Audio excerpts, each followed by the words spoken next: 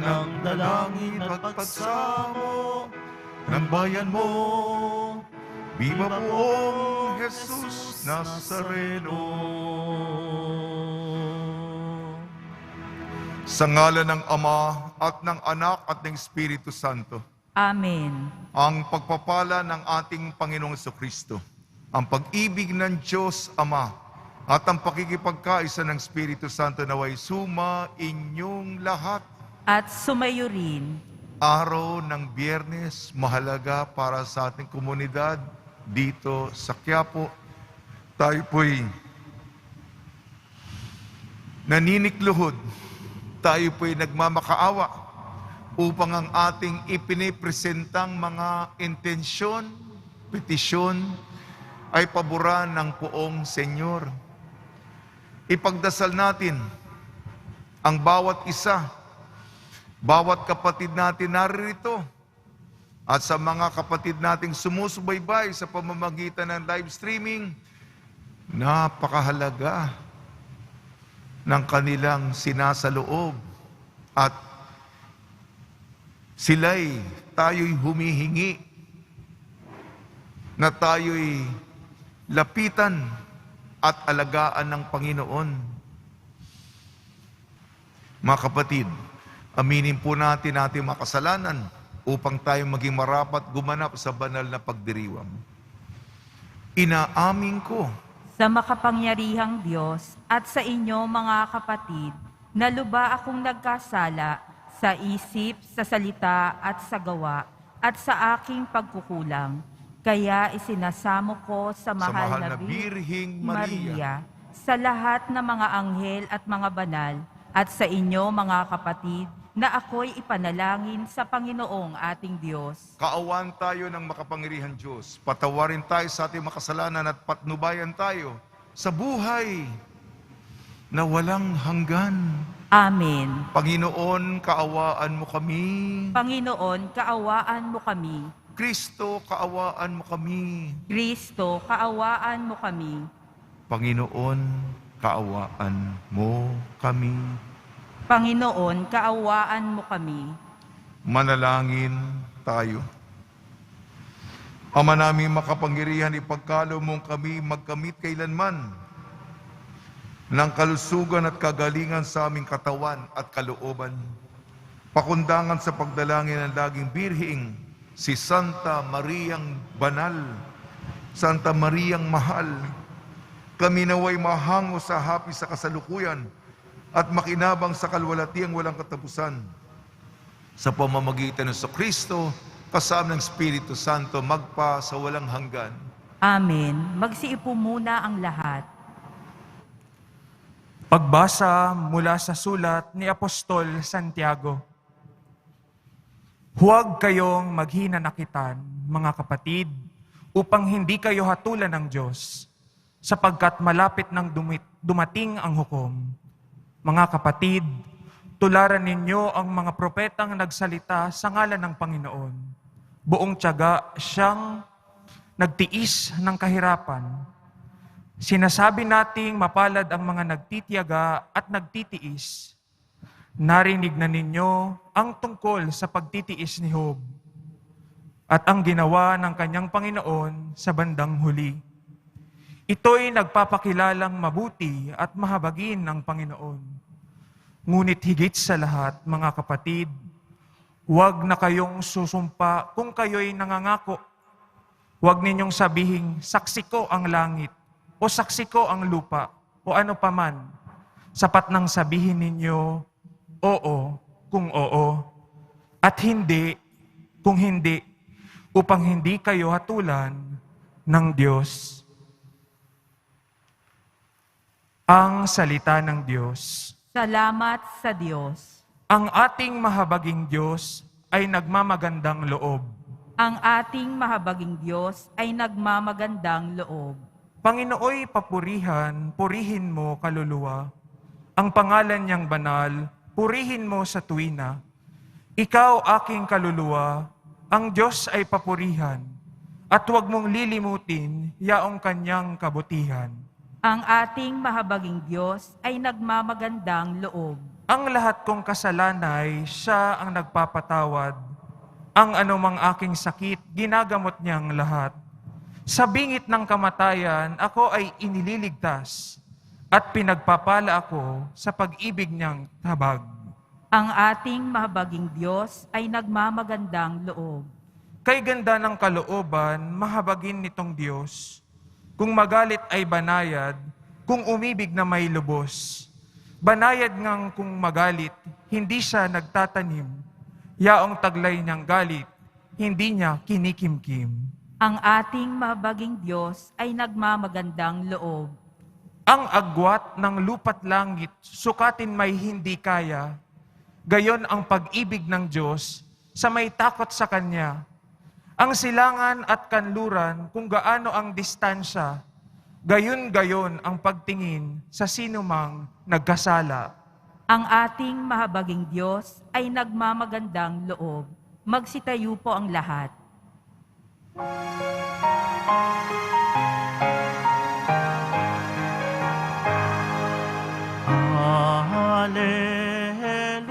Hallelujah, Hallelujah, Hallelujah, Hallelujah.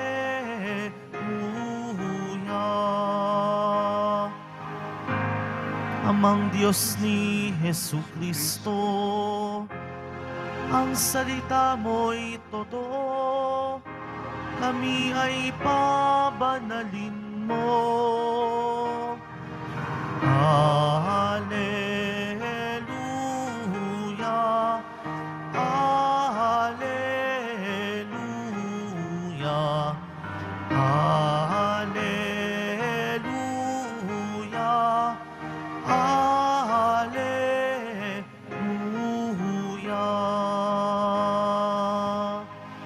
Sumainyo ang Panginoon. At sumayo rin. Ang mabuting balita ng Panginoon ayon kay San Marcos. Papuri sa iyo, Panginoon. Noong panahong yun, si Jesus ay nagtungo sa lupain ng Judea at nagtuloy sa ibayo ng Ilog Jordan. Muli siyang pinagkalimpunan ng mga tao at tulad ng dati nagturo sa kanila. May mga Pariseyong lumapit kay Jesus. Ibig nilang masilo siya, kaya't kanilang tinanong, naayon ba sa kautusan na hiwalayin ng lalaki ang kanyang asawa?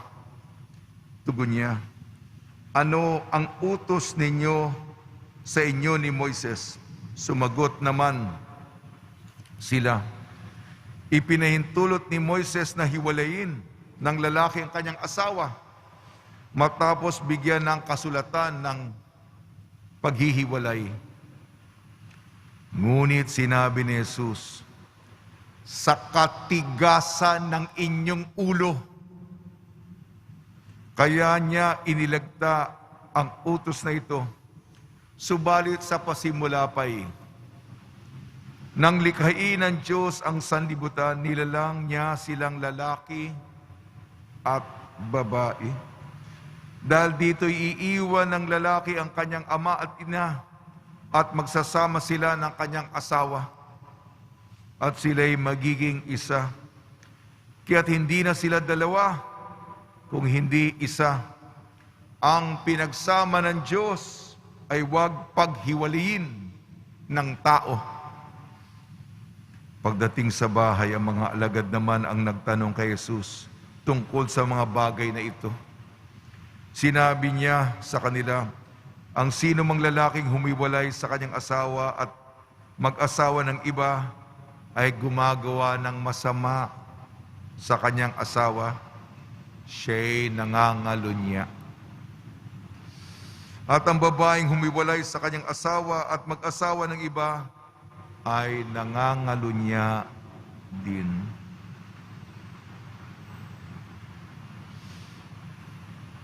Ang mabuting balita ng Panginoon. Pinupuri ka namin, Panginoong Hesukristo. Magsiupo muna ang lahat. Ngayong Biyernes, binabati po namin kayo sa pagpapala, pagbibindisyon, pagbibiyaya, pagkakaloob ng napakaraming grasya mula sa ating napakabait na Nuestro Padre Jesus Nazareno. Ang mga pagbasa natin, hindi na po ito bago. Narinig na natin ito maraming beses at pinapaalala po sa atin. Alam ko po, hindi pa ako nagpapatuloy, gumagalaw na ang inyong mga katawan sa inyong upuan. Tayo po'y inilagay ng Diyos sa mundong ito dahil sa kanyang kamahalan. Nung nilikha niya tayo, nilalang niya tayo, tayo'y para sa kanya, sa mata niya, punong-puno ng pangako. Ano kaya kung lumaki itong nilalang ko, itong minahal ko? Ibinigay ko lahat sa kanya upang maging matagumpay siya, sapagkat siya'y katulad ko, kawangis ko, kalarawan ko, imahin ko. At tayo'y binigyan ng kalayaan. Nakapipili po tayo. Tayo ba'y napakaganda ng pangarap ng Diyos sa atin? May matutupad kaya sa buhay? Bibigyan natin ng maraming taon, ilang mga dekada. Uusbong ba? Uunlad ba? Yayabong ba? Magkakaroon ba ng maraming mga bunga? Yan ang inaabangan ng Diyos sa atin. Sa ating unang pagbasa, sulat ni Santiago. Nakakapagsalita po tayo. Oo, kung oo, tatanungin ka ng Diyos, susunod ka ba sa akin? Mamahalin mo ba ako? Paglilingkuran ko po kayo. Paglilingkuran mo ba ako? Opo. Opo. Tataas pa yung kanang kamay. Meron pa tayong cross my heart. Hope to die. May mga ganun pa tayong pananalita. At nagtitiwala ang Diyos sa sinabi natin na ang ating oo ay buo. Hindi po yung iniisip, ngunit yung gawa, kabaligtaran. Oo kung oo, hindi kung hindi. At sa ating ebanghelyo ayon kay San Marcos, nasa konteksto po ito ng bagamat ako'y pari, wala po akong asawa at pamilya. Sa konteksto po ito ng buhay mag-asawa. Ito ang pagsubok ng mga Pariseo kay Jesus. Bakit? Si Moises may permiso na maghiwalay. Bigyan na ng sulat, magkahiwalay na tayo. Alam niyo ba yung tugon ng Panginoon? Dahil sa katigasan ng inyong ulo.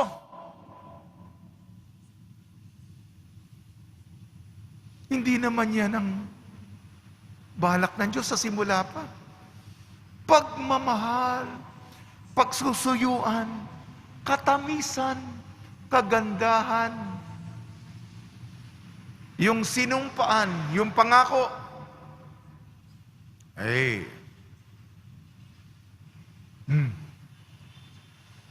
dumating ang tukso. May edad na yung asawa, yung may bahay. Merong mas bata, may maganda. Ayan. Hiwalay na. Alam nyo, meron tayong binubuo. Meron tayong tinatayo.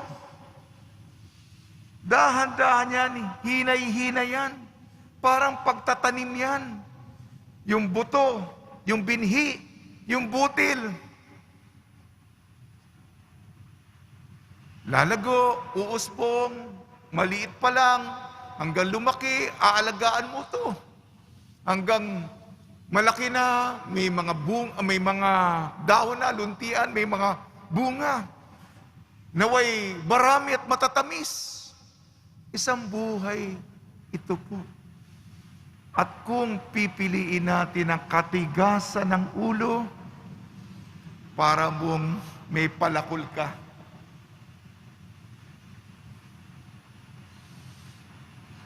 Yan ang ginagawa. Alam na natin ito. Kung pipiliin mong wasakin ang iyong pamilya, tayo po'y naririto, nagdadasal ng taimtim para sa pagbubuo ng pamilya. Baka sabihin nyo, Father, hindi mo alam kung ano sinasabi mo. Wala ka namang buhay pamilya. Pareho po. Ako rin ay dumaraan sa mga pagsubok, sa mga hamon, pagiging tapat. Ako rin ay nanumpa. Ako rin ay nangako sa harap ng Diyos sa ordinasyon na paglilingkuran ng Kristiyanong komunidad. At kayo, lalo na yung mga taong simbahan, marami mga marites, mariposa, marisol. Kung meron akong chicks at yung mga kolekta, hindi na pupunta sa mga gawaing pagtulong sa mahihirap, kundi na pupunta sa kapritsyohan ko. Kita nyo yung mga mukha nyo? Magagalit kayo. Baka murahin pa nyo ko, di ba? Kung contradiction ako, kung iba'y sinasabi ko sa aksyon ko, hindi na kayo maniniwala sa akin. Kung makita nyo ako, di ba? Pareho lang tayo. Baliktarin natin.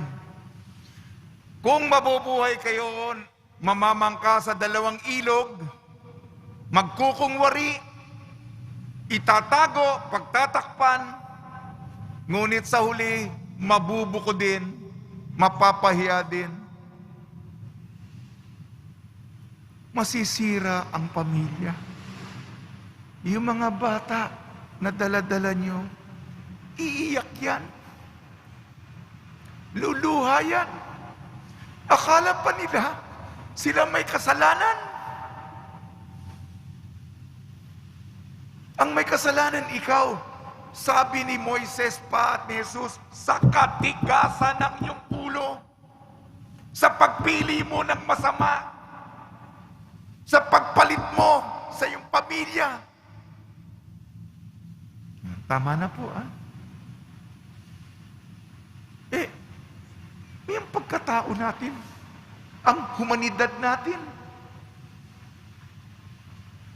Matakot naman tayo sa Diyos. Mahiya naman tayo sa Kanya. Kakapalan ko na lang yung mukha ko sa harap nyo, kukungwari na lang ko araw-araw. Lolokohin ko yung Diyos. Lalong-lalo lolokohin ko yung kayo at sarili ko. Kaya mo bang mabuhay yan? At eto pa, malalaman mo na kagad kung meron kang iba. Magmimisa ako. Pagkatapos ito, kayo na bala, brad, meron pa akong alam niya. Mararamdaman yan. Kung matabang na ang kaugnayan.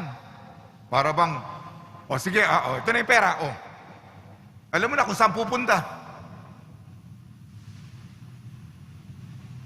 Ang buhay ng pagmamahal, pagmamalasakit. Bago ka gumawa ng kasalanan, itanong mo na muna sa sarili mo kung matitiis mo na mahirapan sila. Matitiis mo ba na iiyak yung anak mo? Lalaki yang kamumuhian ka.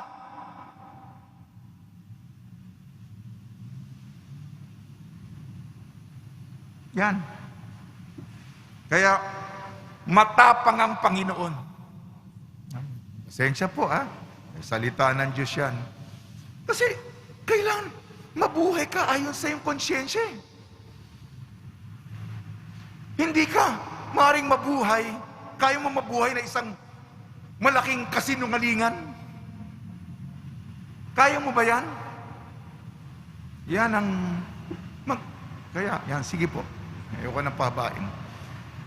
Sa tulong ni Maria, ngayon po ay birhen ng kapayapaan, ipagdasal natin ating bansa, at ni San Jose.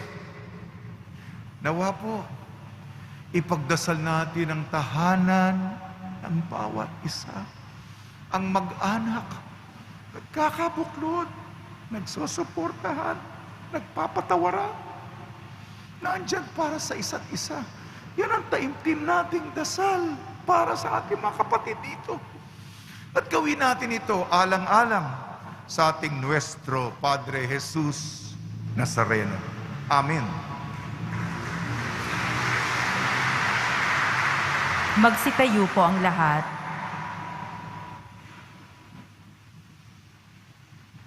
Minamahal ko mga kapatid, nakikibahagi ang paglikha ng Diyos sa bagong buhay ng mga asawa at may bahay. Para sa mga pangangailangan ng mga magulang at mga anak, ang ating kahilingan ngayon. Tugon po natin, Panginoon, basbasan mo ang aming mga mag-anak. Panginoon, basbasan mo ang aming mga mag-anak. Ang ating simbahan naway maging totoo sa kanyang pagtatanggol sa integridad ng sakramento ng kasal at ng pamilya. Manalangin tayo. Panginoon, basbasan mo ang aming mga mag-anak.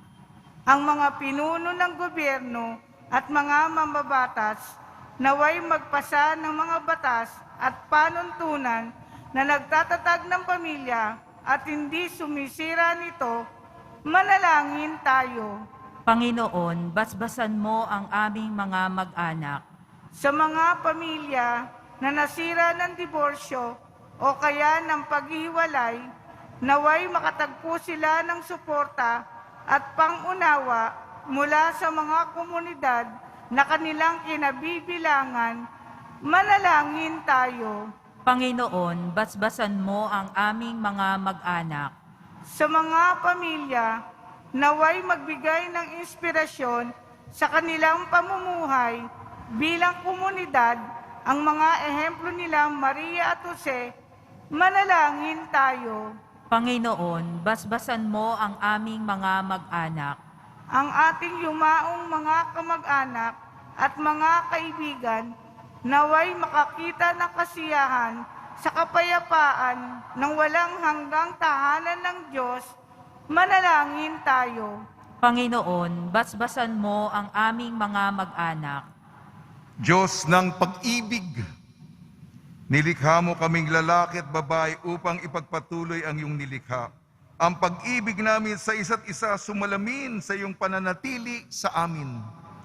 Niling namin sa pamamagitan ni Kristong aming Panginoon.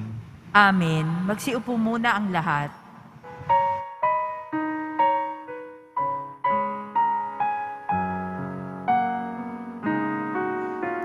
Poong Jesus Nazareno, naririto kami sa harap mo. Alak at tinapay, alay namin sa'yo. Mula sa tangkay ng ubas at butil ng trigo, upang maging dugo't katawan mo. Jesus Nazareno, alak at tinapay, sa tanan ay nagbibigay buhay, biyaya aming inaalay, aming hiling pagpapalat, buhay na dalisay.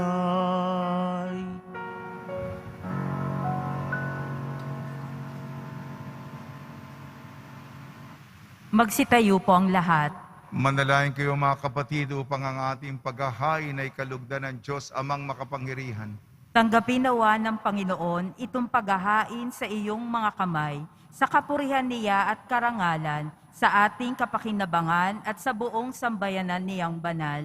Ama namin lumikha, ang iyong nagkatawan-taong anak ay tumulong nawa sa aming ginagawa upang siya na iniluwal ni Maria nang di bumawas kundi lalo pang nagpaganap sa pagkabirhen ay magpagindapat na kalugdan mong aming paghahain sa kapagpapatawad ng makasalanan sapagat siya ang Panginoon kasama mo at Espiritu Santo magpasawalang hanggan. Amen. Sumainyo ang Panginoon. At sumayo rin. Itaas sa Diyos ang inyong puso at diwa.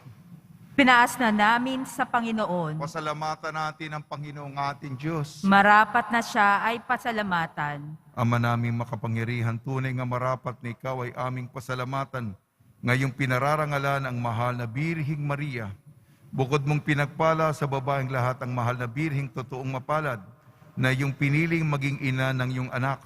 Nung isugo mo siya bilang aming Mesiyas, sa kapangyarihan ng Espiritong Banal, ang Birhing Maria ay naging inang tunay ng iyong anak na kanyang isinilang bilang liwanag nitong sanlibutan. Kaya kaisa ng mga anghel na nagsisiawit ng papuri sa iyo nang walang humpay sa kalangitan, kami nagbubunyi sa iyong kadakilaan. Banal ka, buong may kapal, banal ang iyong pangalan, banal ang iyong kaharian. Langit lupa'y nagpupugay sa iyong kadakilaan. Dinarakilan ng lahat ang naparito mong anak, na siyang nagmulat sa bulag, sa pilay ay nagpalakad, at nakiramay sa lahat. Magsiluhod po ang lahat. Ama naming banal, ikaw ang bukal ng tanang kabanalan. Kaya sa pamamagitan ng Espiritu, gabi mong banal ang mga kaloob na ito upang para sa amin maging katawan at dugo ng aming Panginoong Jesucristo. Bago niya pinagtiis ang kusang loob na maging handog, hinawakan niya ang tinapay, pinasalamatan kanya, pinaghati-hati niya yon, iniabot sa kanyang malagad at sinabi, tanggapin ninyong lahat ito at kanin, ito ang aking katawan, nihahandog para sa inyo.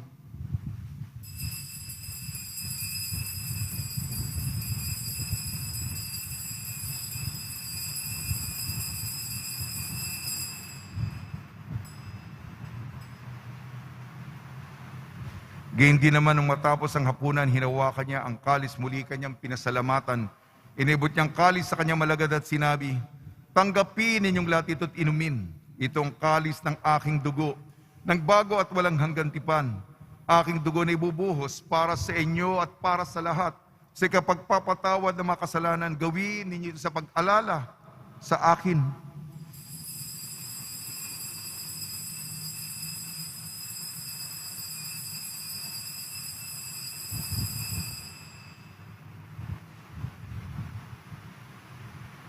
Magsitayo na po ang lahat. Ipagbunyi natin ang misteryo ng pananampalataya. Si Kristo'y namatay, si Kristo'y nabuhay, si Kristo'y babalik sa wakas ng panahon. Ama, ginagawa namin ngayon ang pag-alala sa pagkamatay at muling pagkabuhay ng iyong anak. Kaya't inialay namin sa iyong tinapay na nagbibigay buhay at ang kalis na nagkakaloob ng kaligtasan. Kami nagpapasalamat dahil kami minarapat na tumayo sa harap mo para maglingkod sa iyo. Isinasamo namin kami magsasalo-salo sa katawan at dugo ni Kristo ay mabuklod sa pagkakaisa sa pamamagitan ng Espiritu Santo. Ama, lingapi mo yung simbahang laganap sa buong daigdig. Puspusin mo kami sa pag-ibig kaysa ni Francisco na aming Papa at ni Jose na aming Obispo at ng Tanang Kaparian. Alalahanin mo rin ang mga kapatid namin na himlay, na may pag-asang sila'y muling mabubuhay, gayon din ang lahat ng mga pumanaw. Ipagdasal po natin ang lahat ng mga yumao sa kapanahunan ng pandemya. Kaawaan mo at pagdapatin kaming lahat na makasalo sa iyong buhay na walang wakas, kaysa ng mahal na Birheng Maria na Ina ng Diyos, ang Birhen ng Kapayapaan, ng kabiyak na puso niyang si San Jose, kaysa ng mga apostol, San Aloysius Gonzaga, San Sebastian, San Lazaro, San Roque, ni San Juan Bautista at ng lahat ng mabanal na namuhay dito sa daigdig ng kalugod-lugod sa iyo. May pagdiwang nawa namin ang pagpupuri sa ikararangal mo sa pamamagitan ng anak na aming Panginoong Hesukristo. Sa pamamagitan ni Kristo, kasama niya at sa Kanya ang lahat ng parangal at papuri ay sa iyo, Diyos amang makapangyarihan, kasama ng Espiritu Santo, magpa sa walang hanggan. Amen, amen, amen, amen.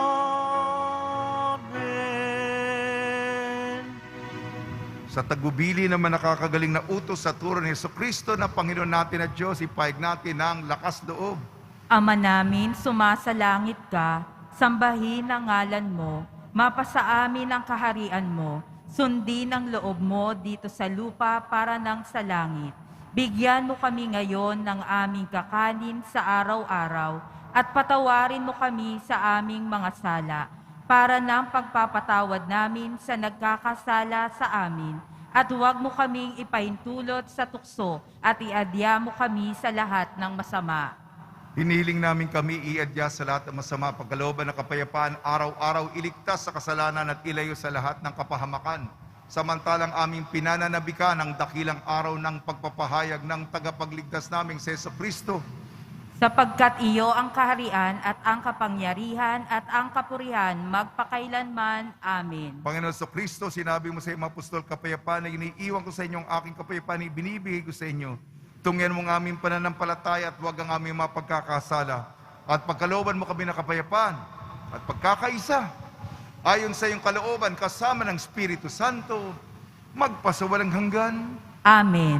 Mga kapatid, mga kaibigan, sumayin niyo po ang kapayapaan ng ating Panginoon. At sumayo rin. Magbigayan po tayo ng kapayapaan sa isa't isa. Kordero ng Diyos na nag-aalis ng mga kasalanan ng sanlibutan, maawa ka sa amin. Kordero ng Diyos na nag-aalis ng mga kasalanan ng sanlibutan, maawa ka sa amin.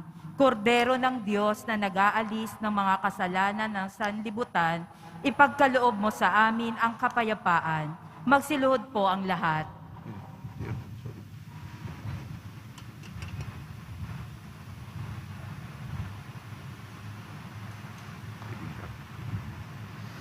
Ito ang kordero ng Diyos, ito nag-alis ng kasalanan ng sanlibutan, mapalad ang mga inayayahan sa kanyang piging. Panginoon, hindi ako karapat-dapat na magpatuloy sa iyo, ngunit sa isang salita mo lamang ay gagaling na ako.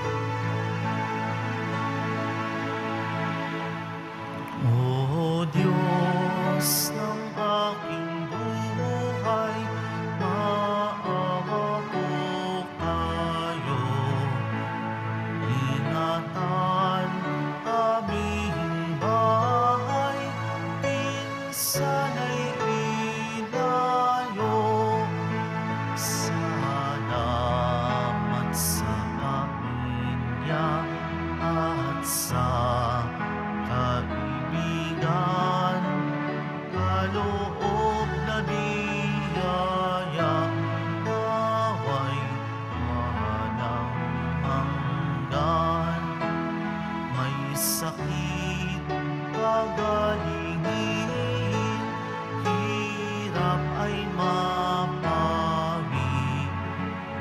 Amin pong panalangin, langit ay mabawi. Tayo ay mapabilang sa kaharian niya. Araw ng bagong silang, lugar ng ligaya. Kapiling si Maria, pati si San Jose, anghel na masasaya, apostol na 12.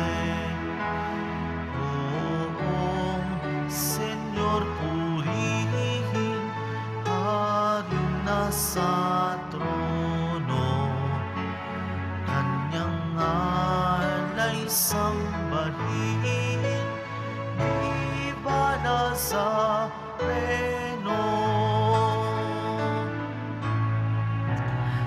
Tayo ay mapabilang sa kaharian niya. Araw ng bagong silang, lugar ng ligaya. Kapiling si Maria, pati si San Jose, anghel na masasaya, apostol na 12. Oong Senyor, purihin, hari na sa trono, kanyang alay sambahin, viva Nazareno.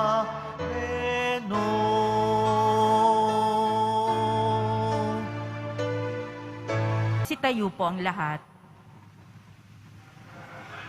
Manalangin tayo. Ama naming mapagmahal, sa pagsasalo namin sa banal na pakikinabang, ang iyong kagandang loob ay aming hinihiling upang ang magpaparangal namin sa mahal na Birhing Maria at pagtulad namin sa Kanya ay magpagindapat na aming paglingkuran ang pagganap sa kaloob mong kaligtasan sa pamamagitan sa Kristo kasama ng Espiritu Santo magpasawalang hanggan. Amen. Liboto ng kanilang mga kahilingan at dasalan. Mahal na pong Jesus Nazareno, inayag mo sa pamamagitan ng krus ang walang maliw na pag-ibig ng Diyos sa sangkatauhan. Pakinggan mo ang kahilingan yung angka na nagsusumamo sa iyo. Makamtanawa nilang yung katugunan at tanggapin ang kasagutan na may utang na loob na tinatanaw.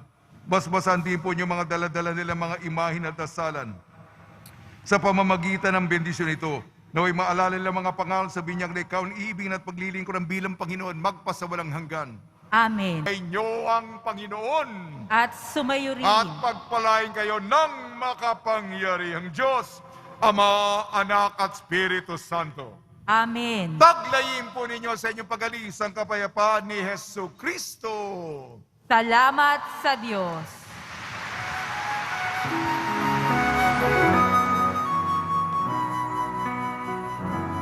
Nuestro Padre Jesus Nazareno, sinasamba ka namin. Pintuho ka namin, aral mo ang aming buhay at kaligtasan. Nuestro Padre Jesus Nazareno, iligtas mo kami sa